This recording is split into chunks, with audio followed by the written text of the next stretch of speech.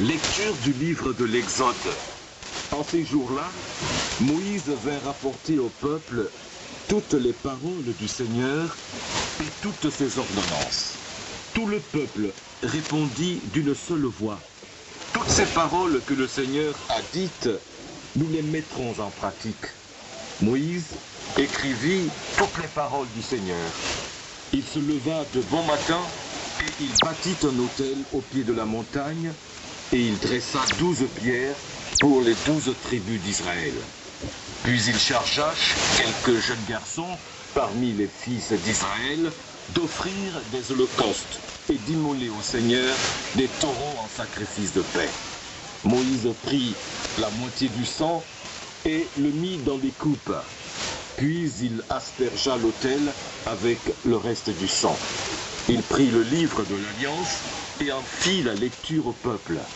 Et celui-ci répondit, « Tout ce que le Seigneur a dit, nous le mettrons en pratique, nous y obéirons. » Moïse prit le sang, en aspergea le peuple et dit, « Voici le sang de l'Alliance que, sur la base de toutes ces paroles, le Seigneur a conclu avec vous. » Parole du Seigneur, nous rendons grâce à Dieu.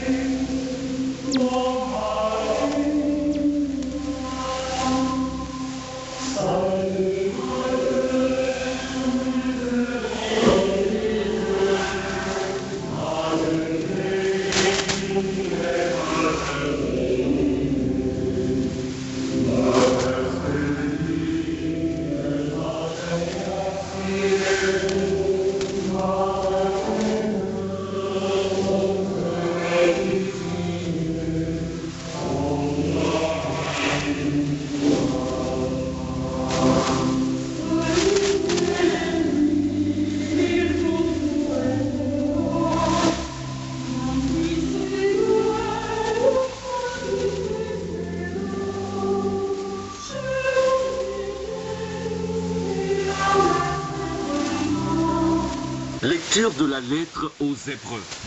Frères, le Christ est venu, grand prêtre des biens à venir, par la tente plus grande, au plus parfaite, celle qui n'est pas œuvre de mains humaines et n'appartient pas à cette création.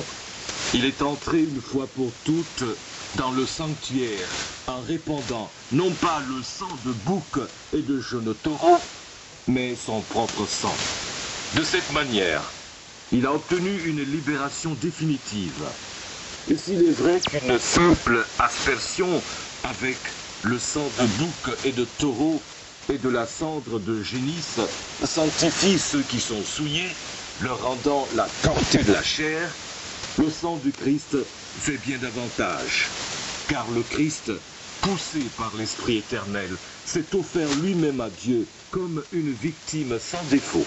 Son sang purifiera donc notre conscience des actes qui mènent à la mort, pour que nous puissions rendre un culte au Dieu vivant.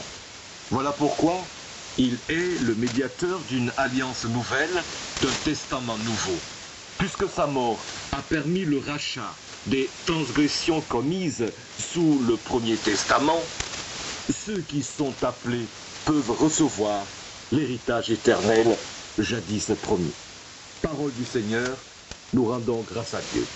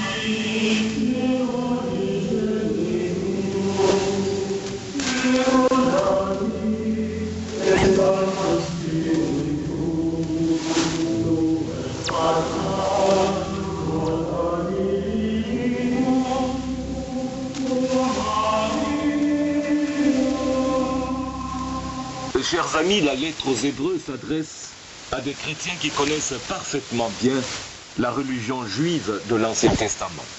C'est d'ailleurs ce qui la rend un peu difficile pour nous parce qu'elle parle abondamment de tous les rites juifs que nous ne connaissons pas toujours très bien. Ici par exemple, il est question de prêtres, de temples, de sacrifices, de victimes, de sang versé. Tous ces mots appartiennent à l'Ancien Testament. Nous les connaissons, nous les utilisons, nous aussi en christianisme, mais nous serions parfois bien en peine de dire quelle réalité ils recouvrent pour les Juifs d'une part, pour les chrétiens de l'autre, et il s'agit bien de la même chose. L'objectif clairement avoué de la lettre aux Hébreux est de nous dire les mots sont ceux de l'Ancien Testament, mais la réalité qu'ils recouvrent est totalement nouvelle. Parce que avant Jésus-Christ, on était dans le régime de la Nouvelle Alliance. En lisant la lettre aux Hébreux, il est plus que jamais indispensable de se rappeler que Dieu a déployé auprès de son peuple une pédagogie très lente, très patiente.